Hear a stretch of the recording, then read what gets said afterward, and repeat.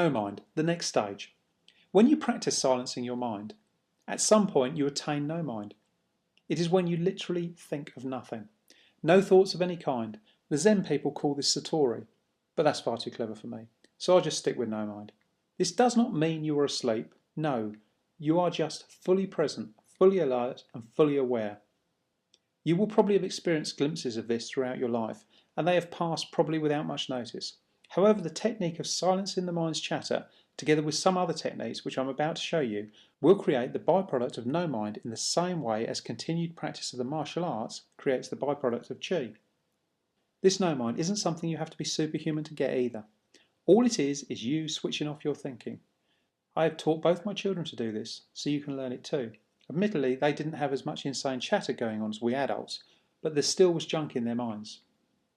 When you decide you're going to bring in no mind, don't try, just bring it in, and silence your mind. I suggest you find your favourite spot in the house and that it is very quiet when you first do this, so that there are no external distractions. Once you do it, see how long you can hold it for. I play a game with David practicing how fast you can bring it in and how long you can hold it for.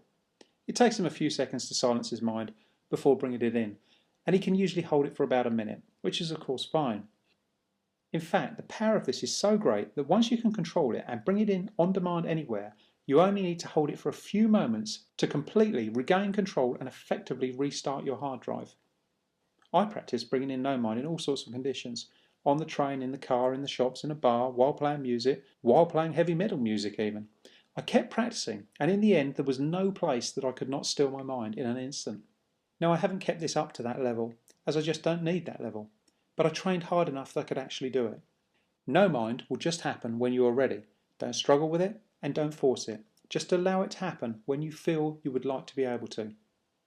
I suggest you keep returning to this chapter, as if you get this and can turn it on whenever you want to, then you cannot not notice the immediate change in your reality. This hidden obstacle will never be invisible again. Spend plenty of time building your foundation. You can't put the roof on the house until you have built the walls, and your walls need to have a solid foundation.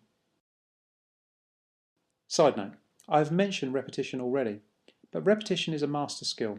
People complain when I repeat things, but the skill of repetition is essential to learn. It is a skill you think you already know, but if you do not have the life you desire, then it is a skill your little saboteur has you convinced you know, but you do not know. Repetition is a master skill. It is not the things we are yet to discover that will change our lives, but the things we have learnt and ignored. Through repeating great stuff, you will acquire great power. Do not be afraid to reread a good book instead of read a new one. You are not missing out. In fact, you've already missed out, so it's time to go back and reread. To those of you who can now control their minds for 15 seconds, did you experience the power? It felt good, didn't it?